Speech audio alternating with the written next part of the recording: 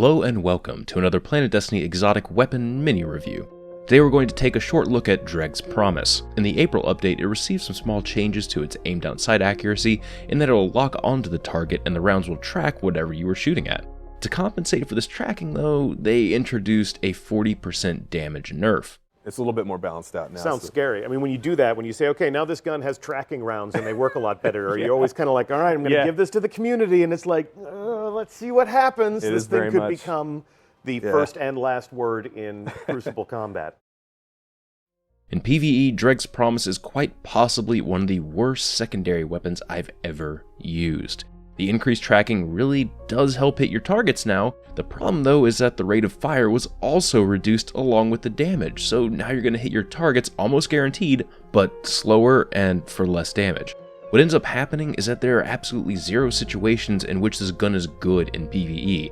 Even with aggressive ballistics giving you a 5% damage bump, it'll be hard pressed to actually land kills with a single burst unless you get really lucky with landing all shots as precision hits. Tier 1 and Tier 2 mobs, they kind of laugh at this gun. The PvP situation is, well, it's hilarious to me. It doesn't work as a close-range weapon because the shots fire too slow and don't do enough damage to even dream of competing with shotguns. In mid-range, both normal sidearms and fusion rifles will be much more consistent in both hit registration and damaging targets. This is also one of the only secondary weapons that will be outclassed by damn near every single primary.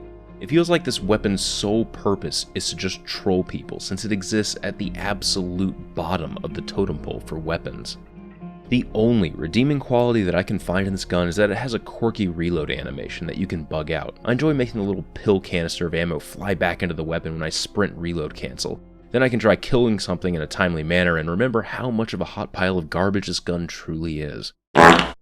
It's kind of a shame because in its original incarnation during year 1, it was capable of killing people reliably due to its burst damage. Even if you couldn't land a lot of the shots due to it lacking hit scan, you still killed people. Sure, it has some nice new quality of life perks, but the whole thing just runs slower, so it's not even worth it. Hopefully Bungie can give this weapon another pass in the near future, because right now, aside from the cosmetic aspects, it simply isn't exotic.